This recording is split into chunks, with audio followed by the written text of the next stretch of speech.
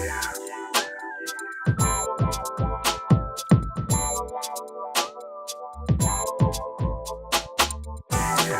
I'm AJ, and thanks for clicking on my video.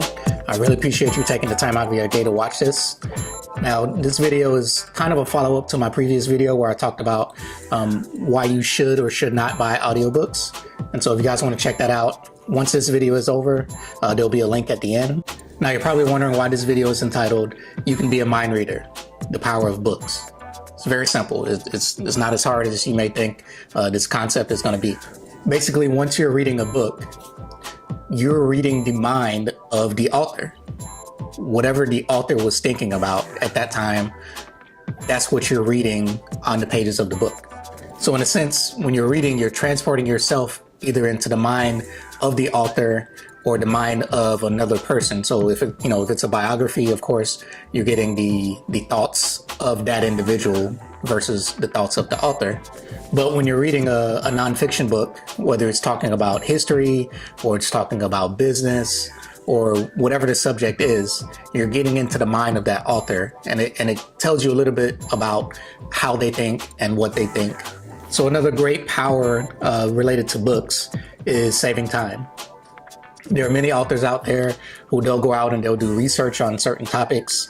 They may spend hours, days, sometimes even years doing research or interviewing different people, and they take all of that information, they put it together to make some sort of sense out of it, and then they put it in their book and then they sell it. So the information that they gain through all of that research, you are now getting in a more compact form of the book. Now, it may take you a couple of hours, maybe even a couple of weeks to read that book, but the amount of time that it took the author to actually gather all of that information and then publish it and so on is vastly greater than the amount of time it should take you to finish any book. So a great quote that relates to that was actually from the Millionaire Next Door. And in this quote, he said, "For the price of a book, the reader is essentially buying the equivalent of more than $1 million worth of invaluable research and interpretation." So think about, for those who've read The Millionaire Next Door, for those who haven't, I'll have a link in the description for you to check that out. What he's basically saying is that all of that information, the millions of dollars worth of research and time that they spent to write the book, you're able to learn that information for $10, $20, maybe even $40 on the high end. Or if you check out my video where I talked about not buying books or not buying audiobooks, you can essentially have that information for free. So that's a exponential return on investment right there. Another power that you can receive from books is learning from other people's mistakes. So there are many mistakes that we're going to make throughout our lives, and some of them, your parents may have told you, maybe a friend or a family member told you not to do something, but you didn't listen. Now, going back to the book I mentioned before, The Millionaire Next Door, they not only interviewed people that had $1 million incomes, $100,000 incomes, $20,000, $30,000, $40,000, $50,000 incomes, and they basically surveyed them to check out certain behaviors or certain things that they did that made them different from people who weren't able to accumulate the same amount of wealth.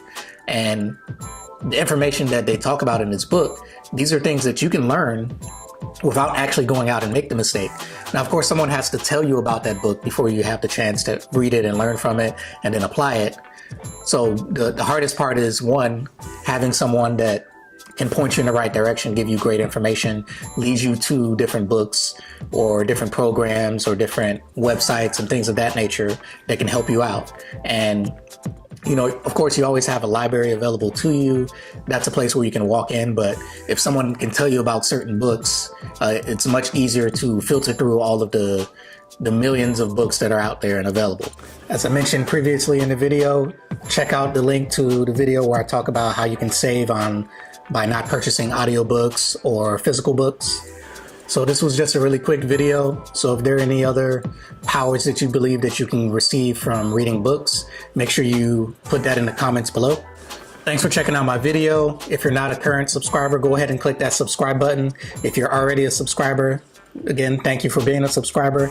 Make sure you hit that like button. Make sure you hit the notification button so you'll know when I post another video. And thanks for watching, guys. Have a great day.